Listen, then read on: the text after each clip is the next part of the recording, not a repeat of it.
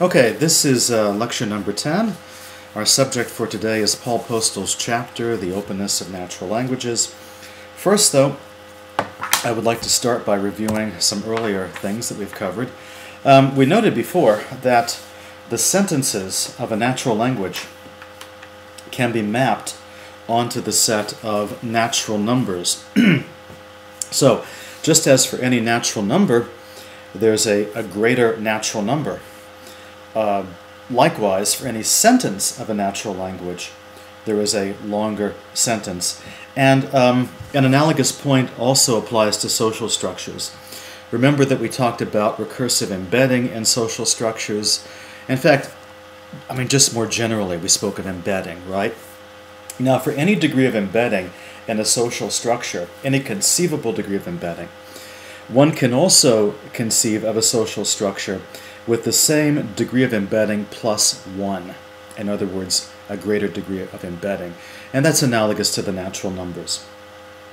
Now, the suggestion was that it's plausible that the human ability to grasp the set of natural numbers is related somehow to the capacity for producing sentences and the capacity for conceiving of novel social structures, and all of those abilities are somehow closely tied in together psychologically. And I also argued that it's a reasonable conjecture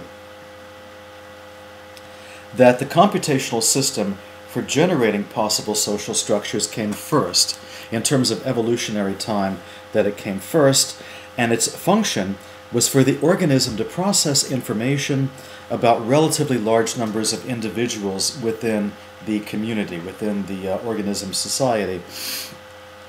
And the use of this computational system for language and for counting came later in evolution as derivative or an offshoot of this basic embedding capacity for social cognition.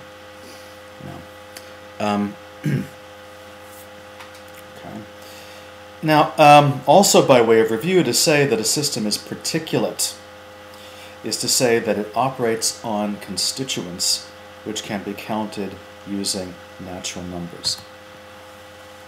Now, a particulate system stands in contrast to a system in which the constituents require real numbers, such as fractions, for example. A system requiring real numbers in order to be counted. So here's an example. If the decibel level of one's voice is a constituent in a sentence, then the system in question, the system that we are talking about, cannot be wholly particulate. And that's because decibel level is measured using a ratio scale, like the Kelvin scale for measuring temperature. In other words, a scale for expressing ratios, and hence for expressing fractions. In other words, the loudness of one's voice lies on a continuum. So if the decibel level of your voice is a constituent of the sentence, then the system for producing the sentence is at least partly analog, and it's not wholly particulate. Now, what's really remarkable about a particulate system is that even if you have a small number of constituents, one can, nonetheless, produce a wide range of variety. And as you recall, it's like fitting Lego blocks together. Given that you can copy a Lego block, given that you can duplicate a Lego block, then a finite number of Lego blocks can be used to build an infinite number of different shapes. And you might say, well, if you can copy the Lego blocks, that makes the infinity trivial. It's not trivial because each resulting shape is different. So it's not a trivial infinity, it's a very interesting infinity. Now, if there's only a finite number of blocks, and if you cannot copy the blocks, In that case, one would eventually run out of blocks, and one would only be able to produce a finite number of different shapes. Now, here is a reason, and it's really the most persuasive reason, that many linguists have for recognizing an operation in addition to merge, an operation which is called copy. So language is supposed to exploit both copy and merge. Given the great variety of social structures, our social cognition presumably also utilizes a merge-like procedure, in other words, a recursive procedure, as well as some kind of copy procedure. Possibly the same operations enter into both social cognition as well as language. Now, given copy and recursion, one can produce infinitely many different shapes from a finite lexicon of initial shapes. Merge is recursive, and it's recursive because it acts upon its own output. So, given a finite lexicon, copy and merge are the only operations that you need to produce a potentially infinite output, infinite in variety, infinite in diversity. Not just infinite in number, but infinite in range. Now, in the last lecture, we discussed how Gerald Katz defended Platonism, and Katz did this by arguing that the discrete infinity of language can only mean that language is abstract, like the set of natural numbers. Now remember, discrete means you can count with natural numbers. So you can count the constituents of a sentence using natural numbers. You don't use fractions, you don't use decimal numbers, you use natural numbers. And language is infinite in the sense that there is no longest sentence. No matter how long a sentence is, there's some other sentence that's even longer. Right? So the set of sentences is an infinite set, just like the set of natural numbers. Now, Chomsky, as well as Katz, they both note that the sentences of a natural language map onto the natural numbers. Now, from that, Chomsky infers that counting is an offshoot of language. Katz, however, infers that sentences and numbers are all abstract objects. Sentences are abstract objects, and numbers are also abstract objects. Now, in this debate, Postel is on the side of Katz. There are different arguments for Platonism, and Postel's argument for Platonism that you find in this chapter is not the same as that of Katz. However, Postel does make it emphatically clear that he agrees with Katz's argument, the one about discrete infinity. However, Postel has an additional argument for Platonism. One important assumption which Chomsky makes is that the language faculty is a computer inside the head. And, according to Chomsky, given infinite resources, such as all-time everlasting and infinite energy, the language faculty could eventually produce all possible sentences for a given language, given natural language. Now, you'll recall that this led Gerald Katz to say that a merely potential sentence is an abstract object, like a number. A merely potential sentence is like a Platonic form. And so, according to Katz, Chomsky is really talking about abstract objects, even though he may not realize it. Now, here enters Paul Postel. Postel wants to criticize the computational approach on an even more basic level than that, Postal wants to say that even if there are endless resources, and even if the computational language faculty had infinite time, it would not produce all the sentences of a natural language. Instead of the finite mind producing sentences, language must have an independent abstract existence. The mind does not produce sentences. According to Postal, the mind grasps sentences. So Chomsky says that in principle, the mind can produce infinitely many sentences. Katz is saying that in principle is cheating. If you say in principle, you're really talking about abstract objects. Postal is saying it's not even true in principle. It's not true that in principle the mind can produce all sentences, or that the mind can be aware of all sentences, even given infinite time, even given infinite energy. In other words, the collection of all possible sentences is not computable, even in principle, according to Postal. Now, in fact, reflecting on the distinction between natural numbers and real numbers can be used to illustrate Postal's point.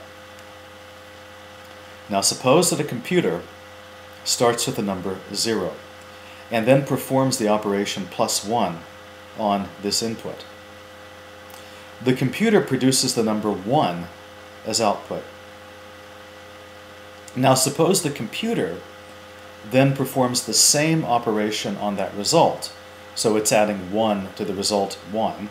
The new result is going to be 2, obviously, and so on. If you add 1 to that, you get 3. If this continued forever, the computer would produce the set of all natural numbers, which is an infinite set. However, and here's the important point for Postal, even so, one would have left out many fractions. You would have left out real numbers.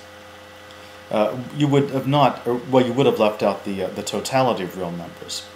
You would have not produced the collection of all real numbers. A computer cannot recursively enumerate the totality of real numbers. In fact, no one can, because there's no recursive enumeration of the collection of all real numbers.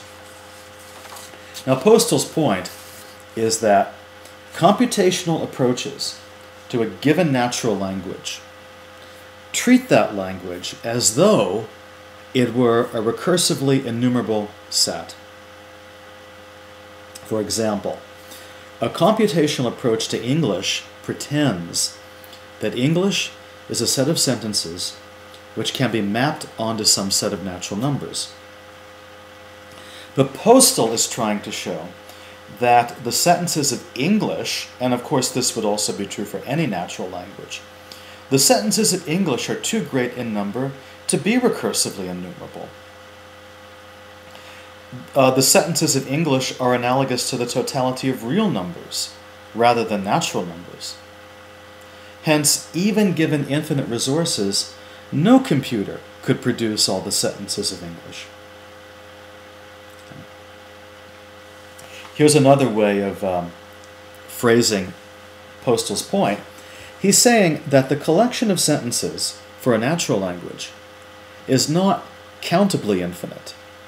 Rather, the collection of sentences for a natural language is uncountably infinite.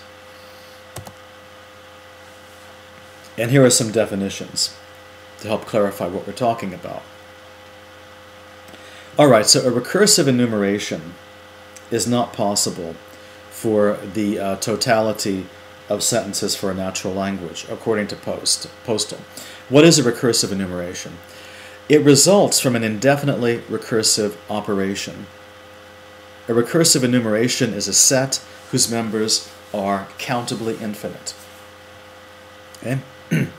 So the set of natural numbers is countably infinite. According to Chomsky, the set of sentences for any given natural language is countably infinite. But Postal says that Chomsky is wrong. But what does that mean? What does it mean to be countably infinite? A collection is countable if and only if its members can be placed in a one-to-one relation with some subset of the natural numbers. Now, it so happens that there are infinite subsets of natural numbers. And so there are countably infinite sets. So one subset of the natural numbers, which is infinite, is the set of all even numbers. How many even numbers are there? Well, it's infinite. You know? Right, so according to Chomsky, not Postel, but Chomsky, the sentences of a natural language can be mapped onto the set of even numbers, for example. According to Postel, that's not true. There are too many sentences. There are more sentences than there are even numbers, even for one language. Okay. So what does it mean to be uncountably infinite? A collection is uncountably infinite if and only if its members do not stand in a one-to-one relation with any subset of the natural numbers. So the collection of all real numbers is uncountably infinite. Intuitively, the difference here is between the digital versus the continuous. The continuous corresponds to real numbers, and Postel is saying that there is a continuous aspect to language. The digital corresponds to natural numbers. Chomsky is saying, or he seems to be implying, that language is wholly digital, and Postel is saying it's not. And because language is not wholly digital, because it contains something continuous, digital computation cannot capture language.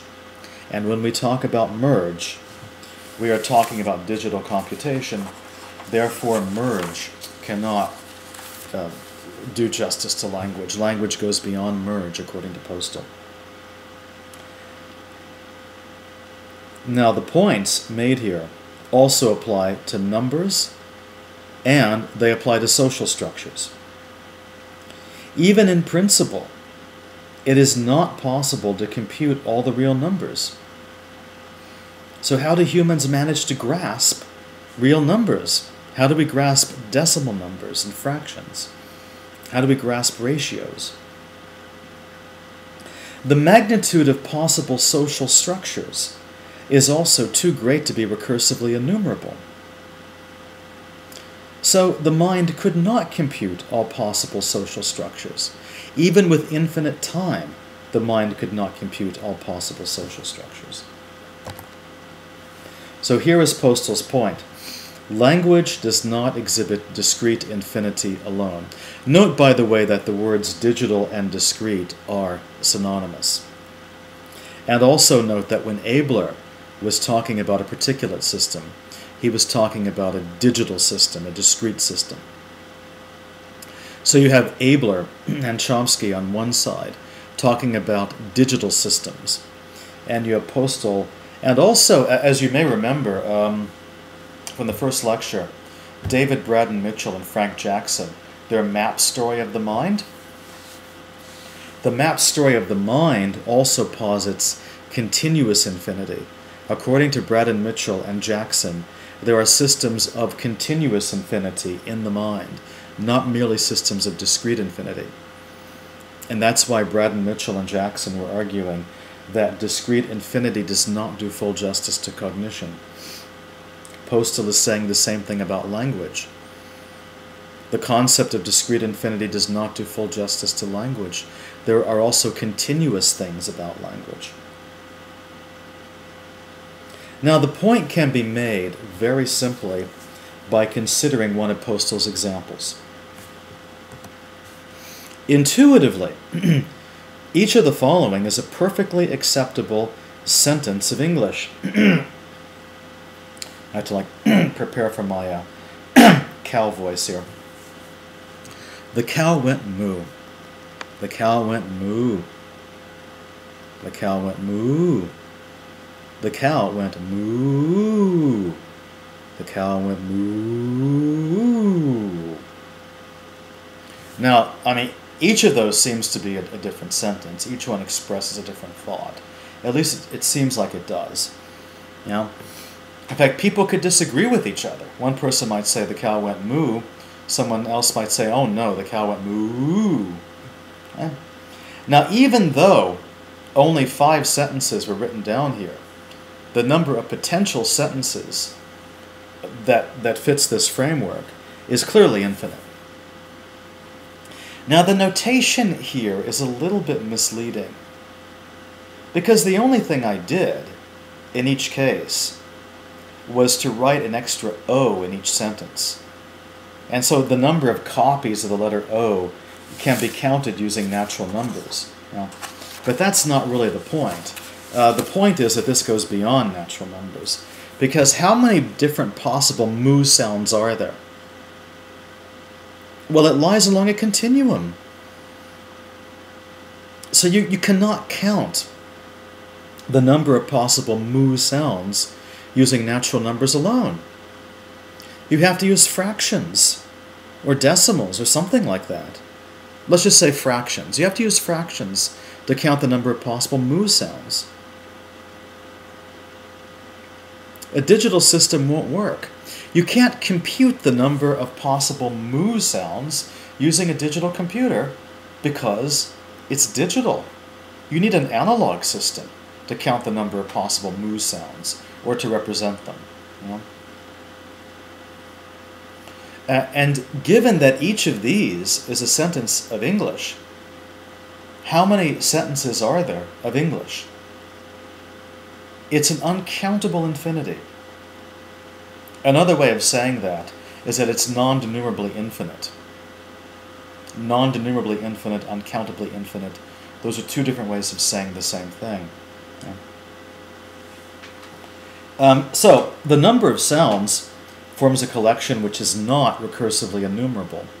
Merge is not going to generate all of these sentences because merge is digital. It works in a stepwise fashion. So you need something else to explain how the mind grasps all of those sentences. You need something else to explain how all those sentences are possible.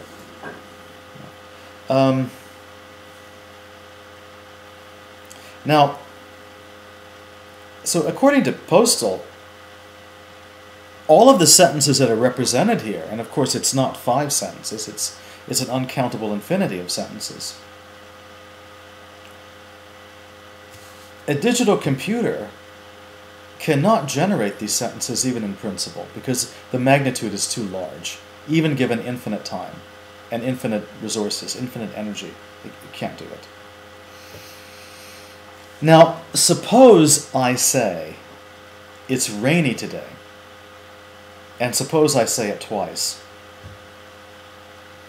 If that counts as 2 distinct sentences, because I spoke at 2 different volume levels each time, then the number of sentences of the form, it's rainy today, is uncountably infinite.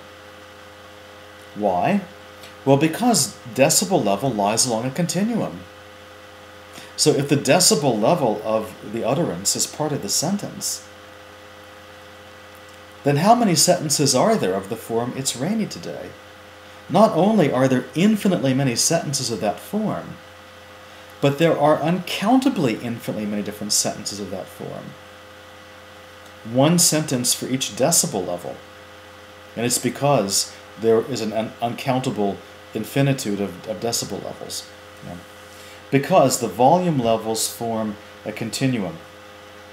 And the members of a continuum require real numbers in order to be counted. Now consider the following. I meant for that to be a single sentence. Intuitively, that's a sentence. And Postel doesn't think that there's any reason to deny that this is a sentence. The professor drew on the blackboard. Of course, you can't really say what that is. It's not a sound. It's a picture. But according to Postel, intuitively, that picture is part of the sentence. Without the picture, it wouldn't be a complete sentence. You put the picture in and you make it a complete sentence. So according to Postel, that doodle is a constituent of the sentence. But surely it's not the only possible constituent of the sentence.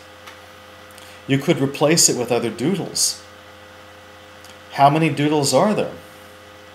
Well, there are infinitely many. Well, what kind of infinity are we talking about? A countable infinity or an uncountable infinity? Well, given that space is continuous, space forms a continuum, we're talking about an uncountable infinity. There are uncountably infinitely many different doodles that could be put in the middle slot of that sentence. And so how many sentences are there? It's an uncountable infinity, uncountably many. Not even computable in principle, if by computation you mean digital computation. And of course, when we talk about merge, that's exactly what we're talking about, digital computation. Right? So Postal's point is that trying to understand language in terms of digital computation does not suffice. In fact, he tries to reject it altogether. Now that's where I think Postal's going too far. When he tries to reject digital computation altogether. My view is that digital computation is just part of the story, not the whole story. That was a point I made at the very beginning in the first lecture. I talked about Abler saying that the mind is at least partly a particulate system. Braden Mitchell and Jackson talking about maps, which are analog systems. And then I said, well, the most plausible view is that the mind is a hybrid. It's both. Okay? I think Postal is throwing the baby out with the bathwater here. He's acting like nothing in language is digital. I think that's going too far. Anyway, Postal quotes two mathematicians. He quotes Philip Davis and Reuben Hirsch as follows. According to Davis and Hirsch, there are at least two kinds of infinity.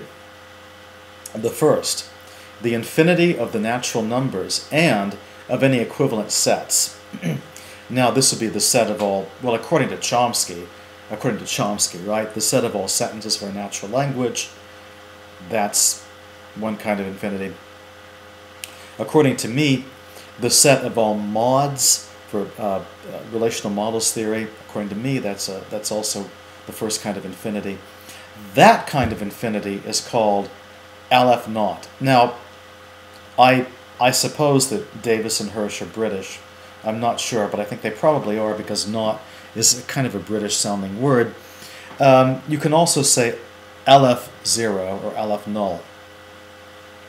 And the symbol for Aleph null is right there on the right, the Hebrew letter Aleph followed by 0. That represents countable infinity. Sets with cardinality Aleph naught are called countable. The second kind of infinity is the one represented by a line segment. Okay, a line segment is continuous, right? It's unbroken. The cardinality of the line segment is designated by a lowercase German c for continuum. Any line segment of arbitrary length has cardinality c. So does any rectangular plane, any cube in space, or for that matter, any unbounded n-dimensional space. N could be 1 or 2 or 3 or any number, any integer number. Now, so in the earlier example of the professor drew, and then you see the little squiggle on the board, in that example we're talking about a two-dimensional space. How many possible squiggles are there in a two-dimensional space? It's an uncountable infinity. Continuum many.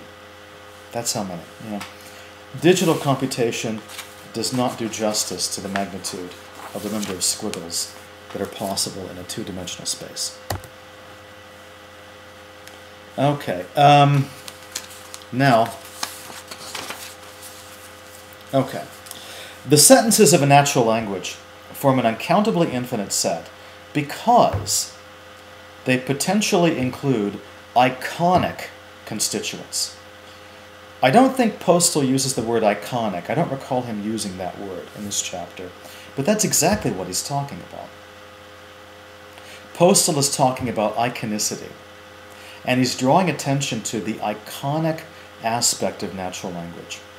Now, what are iconic representations? You may recall it from an earlier lecture. We discussed Jerry Fodor. Fodor is probably most famous for defending the language of thought hypothesis, according to which a large amount of thought is digital. In other words, it is language-like in the Chomskyan sense. But Fodor also recognizes an iconic aspect to thought. It would be foolish not to. It's pretty obvious that there is an iconic aspect of thought. I mean, how else could we think in pictures, right? Now here is Fodor's definition of iconicity. According to Fodor, iconic representations have no canonical decomposition, which is to say that they have no constituent structure, which is to say that however they are sliced, there's no distinction between their canonical parts and their mere parts. In other words, there is no distinction between a right way and a wrong way to divide an icon into parts. Imagine a picture. How do you divide it into parts? Well, it may depend upon the picture. But if it's anything like a normal landscape picture, let's say, there really is no right answer to that question. You can divide it into parts any way you like. But if you take a sentence consisting of words, there may be more than one way to divide it into parts. You could divide it into parts according to words, or you could divide the sentence into parts according to syllables or according to morphemes. Or if it's a written sentence, you could divide it into parts according to letters. But you cannot just arbitrarily divide it into parts. A sentence consisting wholly of words is not like an unbroken straight line. It's not like a line segment, which is only divisible into parts arbitrarily. By the way, by canonical, Fodor means authoritative or proper. If a sentence consists entirely of words, there's a small number of correct or acceptable or proper ways of dividing it into parts. And this is in contrast to a continuous sound, like moo, something like that, which is divisible into parts arbitrarily. Now, note that Postal's point about language having an iconic component. This point also applies to social cognition. It also applies to relational models theory. Because an icon can be a constituent of a relational model. For example, something visual can be a constituent of a relational model, or something auditory or oral can be a constituent of a relational model. Okay? So, for example, the learned component of a model. Remember that a model has a learned component. A learned component of a relational model can include images, sounds, and so forth. Right? So, for example, an instance of authority ranking could contain the following rule. Only members of the highest class may wear the insignia, and then there's a little shape there, which appears on the insignia. Only members of the highest class may wear that insignia at any time, and they have to do so on state occasions. That's the rule. Now, given that any volume of space, including a finite two-dimensional space, any volume of space contains an uncountably infinite number of points, that shape is only one of an uncountably infinite number of shapes that could figure into the model.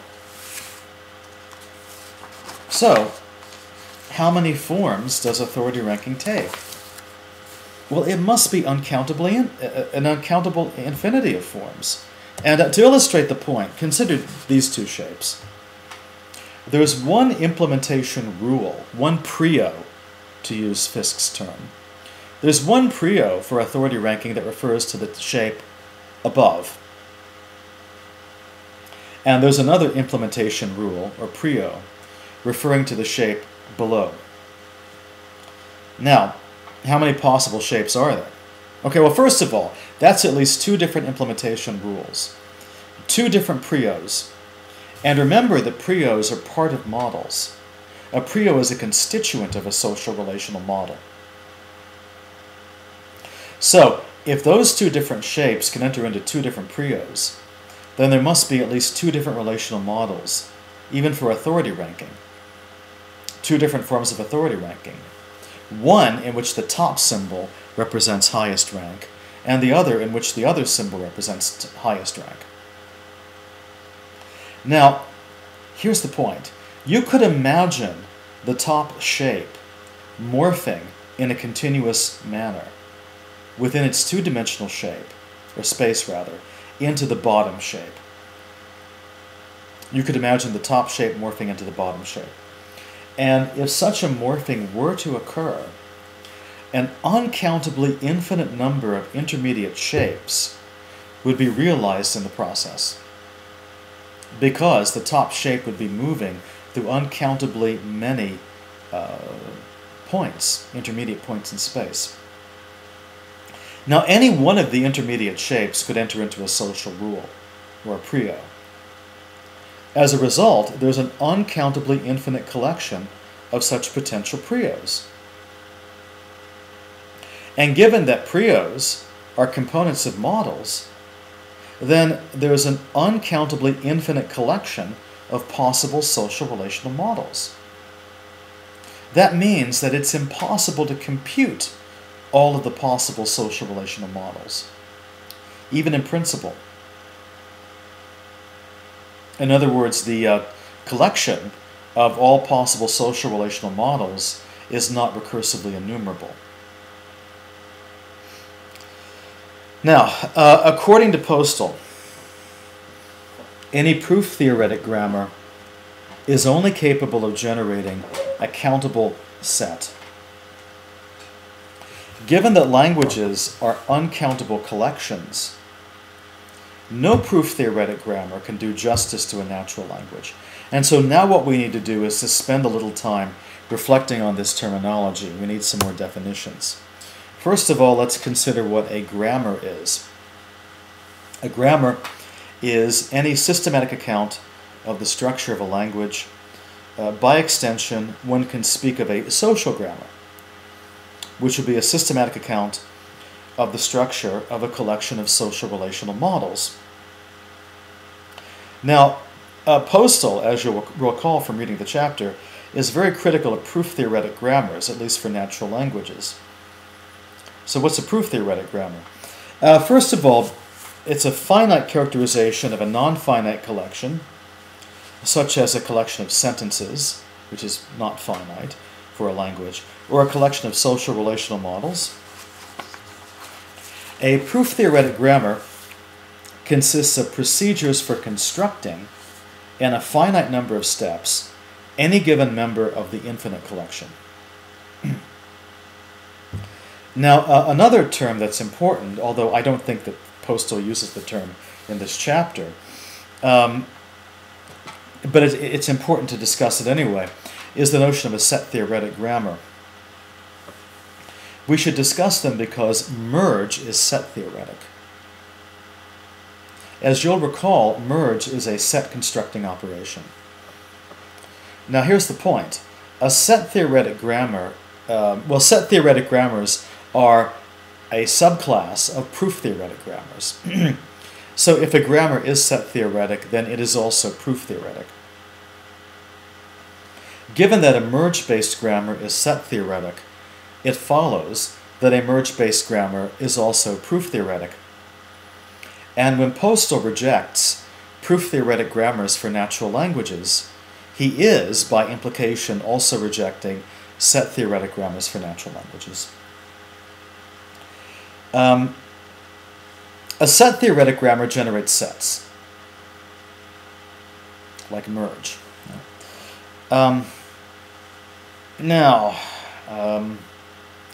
What does Postal propose in place of proof-theoretic grammars for natural language? He proposes a model-theoretic grammar. A model-theoretic grammar is a finite characterization of a non-finite collection, so it has that in common with proof-theoretic grammars. However, unlike a proof-theoretic grammar, a model-theoretic grammar consists of descriptions of structures, such that all and only members of the collection fit the descriptions. In other words, a proof-theoretic grammar produces members of the non-finite collection. A model-theoretic grammar describes the members of the non-finite collection. A model-theoretic grammar consists of descriptions. A proof-theoretic grammar consists of operations. A proof-theoretic grammar consists of procedures, such as merge and copy. Merge and copy are not descriptions. They're operations. They do things. They build things. By contrast, a model-theoretic grammar consists of descriptions. Now, perhaps you recall Peano's axioms from the last lecture. Peano's axioms are a model-theoretic grammar for the natural numbers, for the simple reason that they describe the natural numbers. The axioms are a list of statements which specify precisely which objects count as natural numbers. Okay. So a merge-like system is not model-theoretic because merge is not a statement.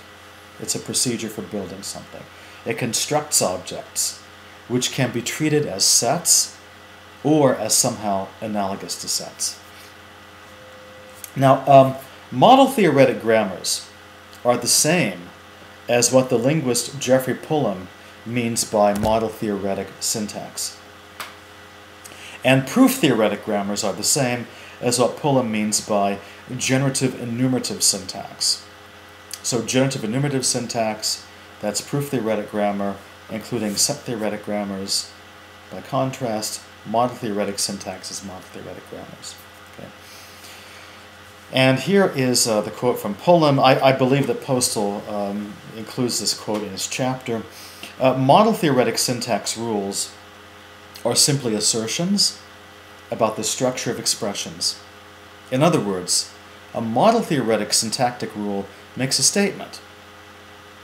That statement can be true or false, okay, when evaluated in the structure of an expression.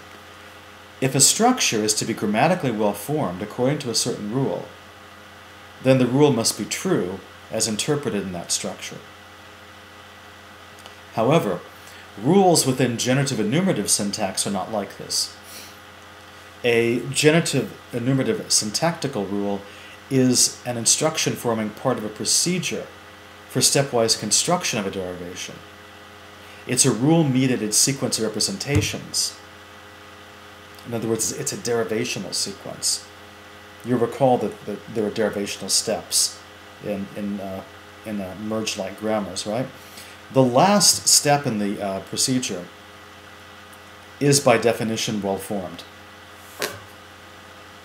Crucially, generative enumerative syntactical rules do not assert anything about the structure of well-formed sentences or expressions.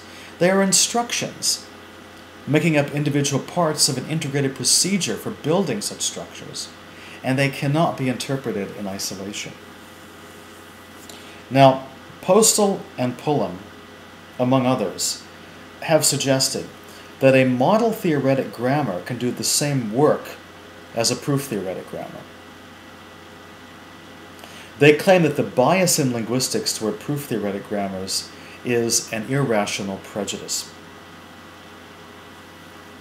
Now, a proof-theoretic grammar cannot capture the iconic component of language. That's really Postal's point in this chapter. Why not? Well, because language exhibits continuous infinity by reason of its iconic aspect, by reason of its iconic component. A proof-theoretic approach can only capture discrete infinity. Now, a model-theoretic approach to language leaves open the possibility of Platonism. Whereas, according to Postal, a proof-theoretic approach closes it off. Now, on the proof-theoretic approach, there's something inside the head which produces sentences. Sentences are literally things in the head. They are neurological entities of some sort. And that's, of course, that's Chomsky's view, that sentences are things inside the head. Now, by contrast, a model of a language is a description of the language. It's a description of a collection of sentences. The model does not produce the sentences, in contrast to merge, which is literally thought to produce sentences. So a model-theoretic approach leaves open the possibility that sentences exist outside the head. It leaves open, for example, the possibility that sentences have an abstract existence outside of space and time.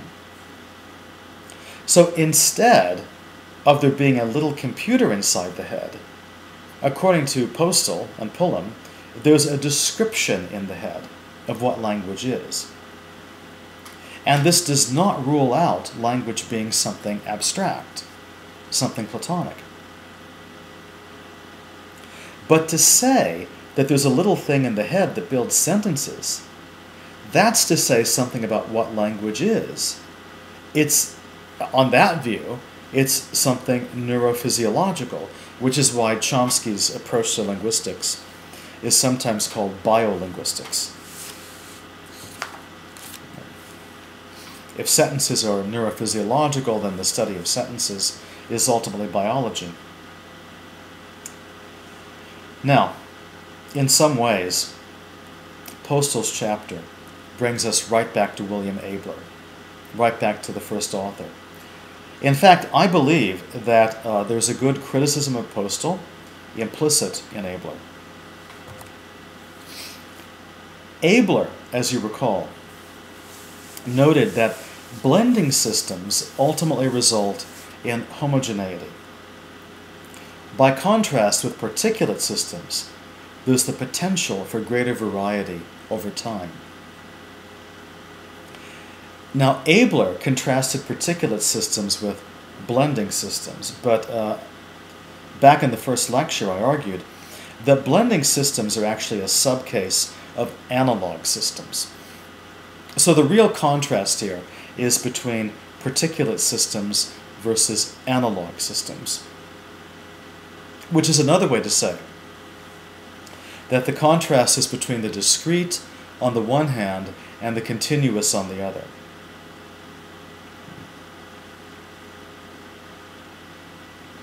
In an analog system, variation is the result of moving through a space, a continuous space. And there is no variety in an analog system except for a variety that is already built into the space. So the analog nature of a system cannot really account for the production of greater variety over time. The great variety of social structures and also the great variety of sentences suggests that in both cases a particulate system is at work. There is a wide variety of contrasting social structures. There's a wide variety of contrasting sentences. At the very least, sentences have many different meanings. They express many different things. That really looks like a particulate system. It really looks like something digital. In other words, something discrete.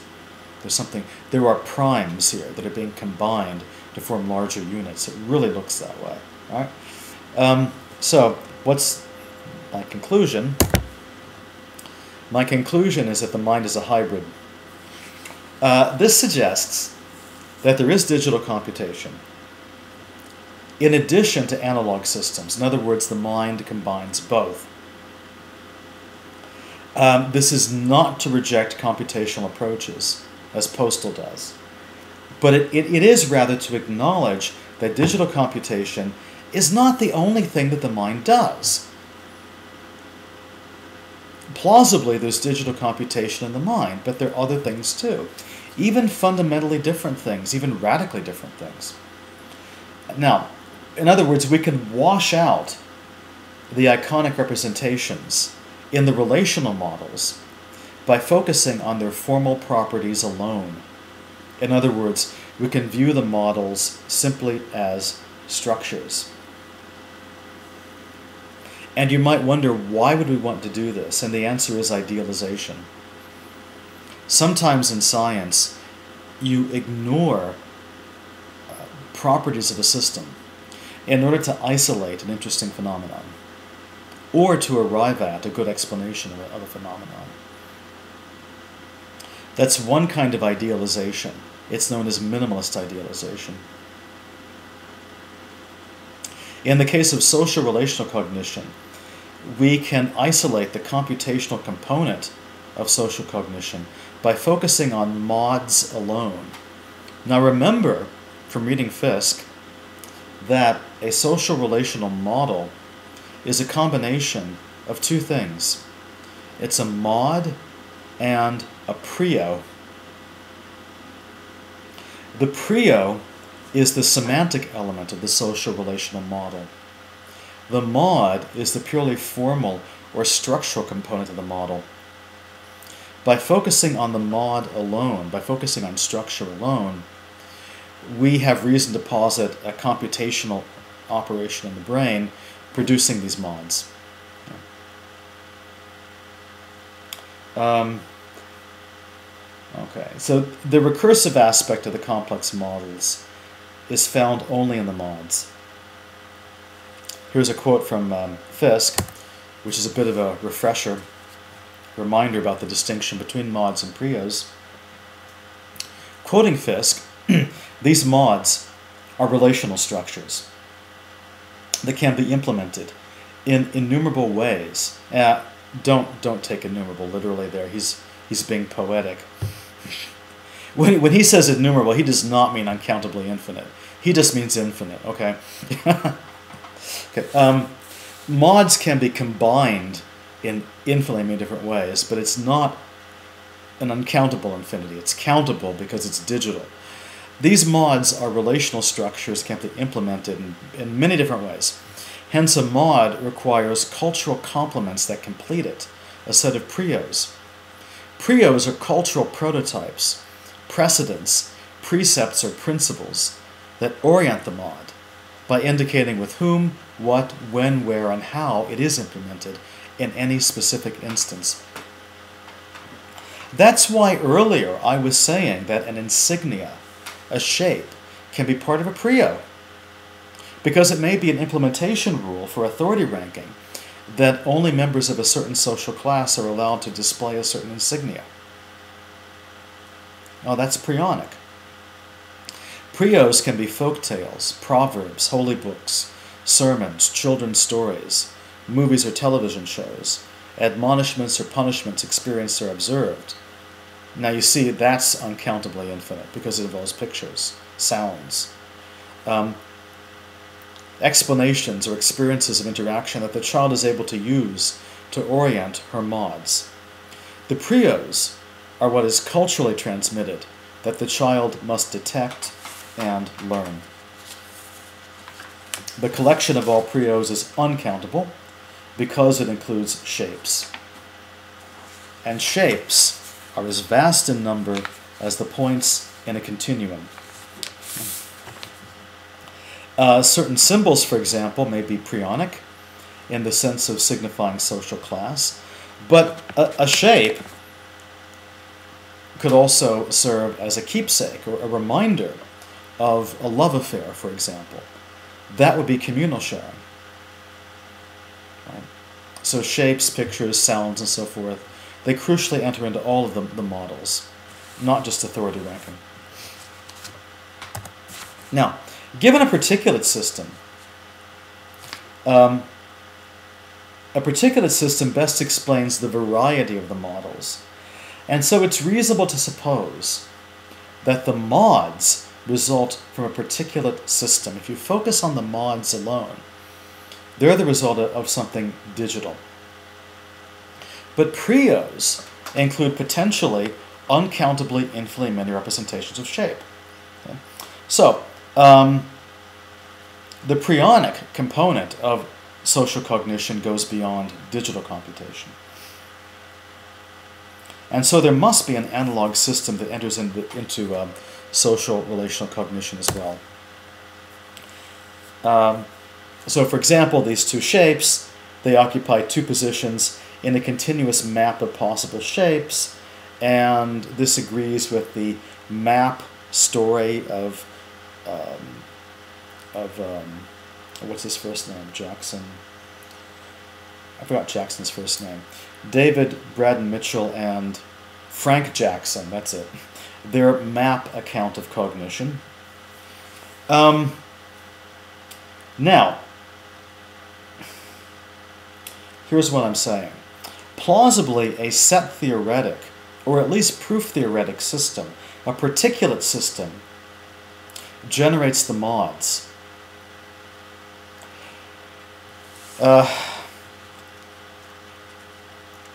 The prios, however, when combined with mods, give you models.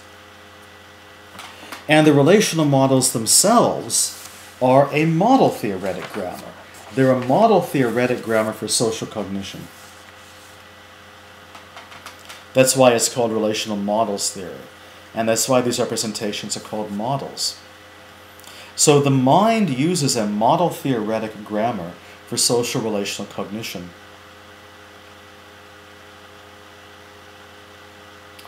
The prionic component of this model theoretic grammar is the result of an analog system. It exhibits continuous infinity, uncountable infinity. The modular component, the mod component of the model theoretic social grammar, is the result of digital computation because it's recursive. It's hierarchically structured. It works in steps. And that's not an ugly thing. That's a beautiful thing because it gives you diversity, like Lego blocks. You can build lots of things with Lego blocks. Look at it this way. The mods are constructed like Lego blocks. Prios are like the colors of the Lego blocks. They lie upon a continuous spectrum. The combination of shape and color gives you a full relational model. And that full relational model is itself a model theoretic grammar for social interaction.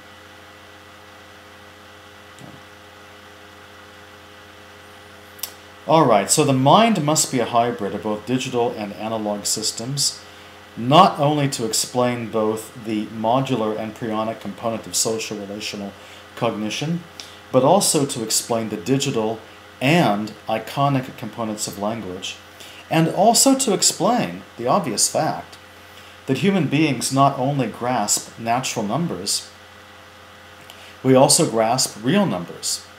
There must be something analog going on in the mind which explains our ability to understand fractions. It can't just be natural numbers. It can't just be merge or recursion. Right? Okay, now,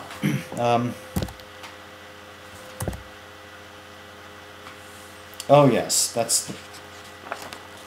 those are the final points that I want to make. I think I already said that, didn't I? That pretty much sums up what I just said. Okay, so you can pause the movie for a second and just look that over. Although I think I already went through all of that. Now, finally, your term paper. I've sent you some emails about this already, okay? But and I also sent you some possible paper topics. This is just a little reminder. At the end of this month, the end of December, the end of the year, the end of 2012, I would like to see from you a term paper, sent to me electronically, of course, roughly 10 pages, double-spaced. I've suggested some topics. You can take one of those topics. If you want to write on your own topic, please run it by me first, as soon as possible. I strongly advise you to do that, because I don't want you to write about something that may be like really interesting to you, but is so far afield to the course that I really have nothing interesting to say about it. I want to make sure it's kind of linked to the course in a deep way. So run the topic by me. If you have any questions or anything, contact me. You can do that at least by email. And I will be in touch with you. And good luck, and I'll hear from you soon. Bye.